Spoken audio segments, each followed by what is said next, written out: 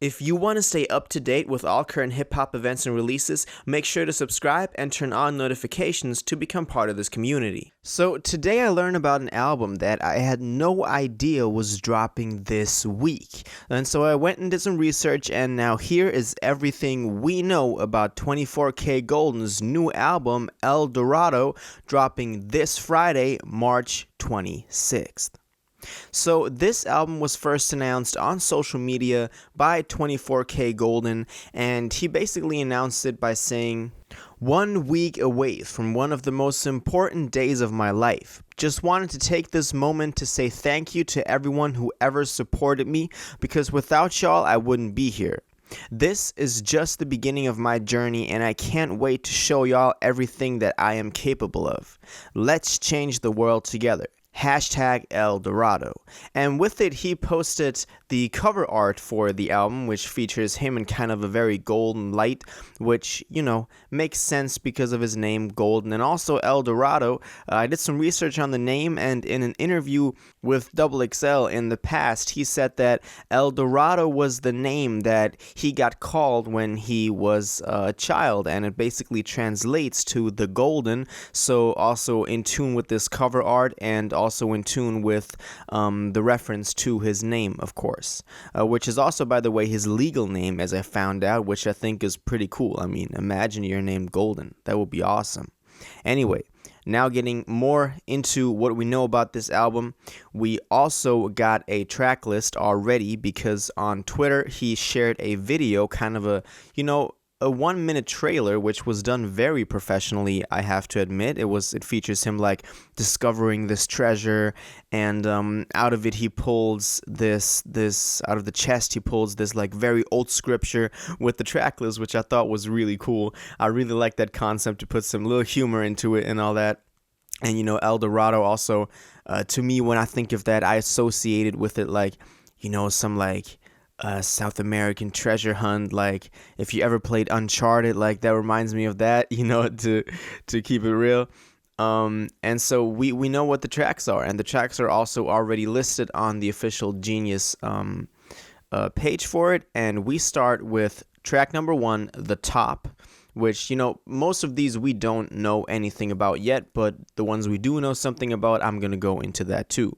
We have The Top, Love or Lust, Company featuring Future, Out of Pocket, then Coco featuring DaBaby, which we've already heard, and I'm pretty sure you know what that song sounds like, because to me, in a lot of ways, it was the attempt from him to further capitalize off of the success of Mood, which is also on here, featuring Ian Dior, which of course was a huge song in the country and worldwide, and really catapulted him to this whole new level of success and fame.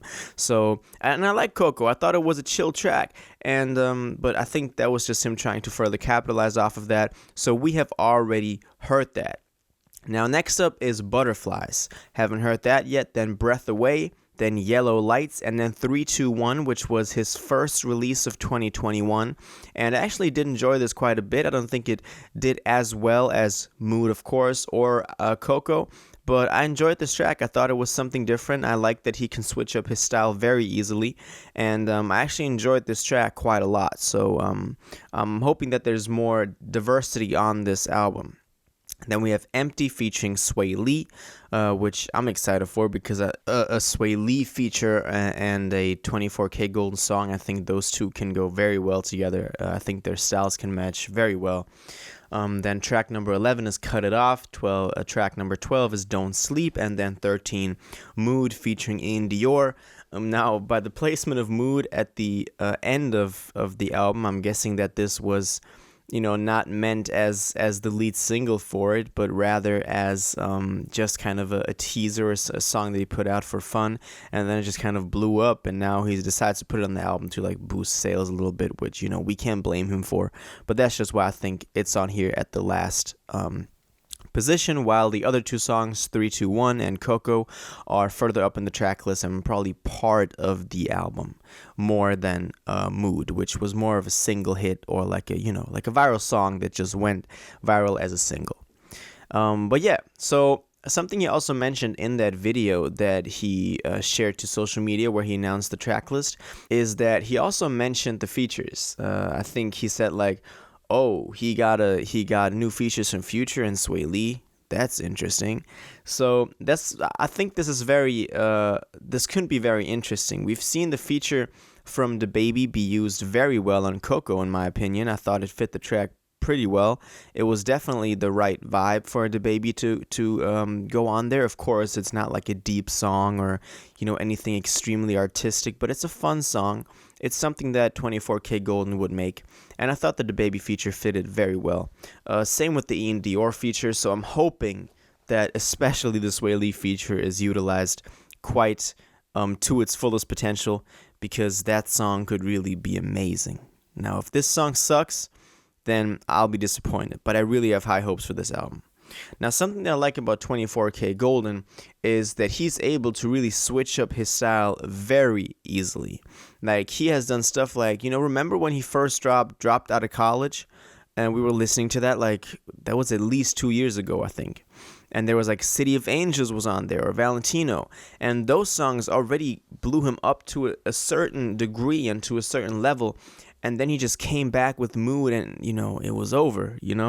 Like, I think it's very interesting to watch his career, because I think, as I said earlier, Mood was not supposed to be this big song, and then I think after it really blew up to the level that it did, he decided to then go and finish the rest of the album, which I of course am excited about, because I think if he's able to switch up his style as much as he did from his old stuff to Mood to Coco to 321, and then apply that to a whole album with whole different vibes and moods, no pun intended, then this album could really be something interesting. Now, I'm not expecting this to be a music shifting, cultural expanding, deep work of art that we could expect from like Kendrick, but I just want this to be good music. Some summer music.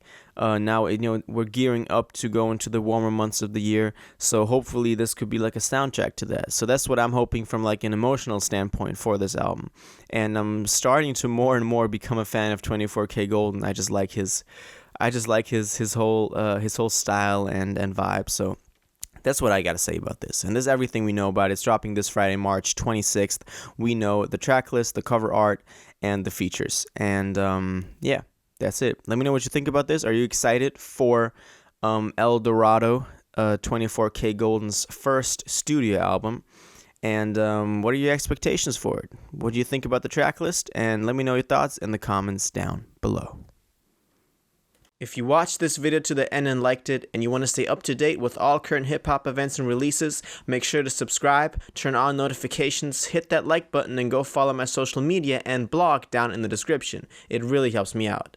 Until the next one, y'all have an incredible day, and y'all take care.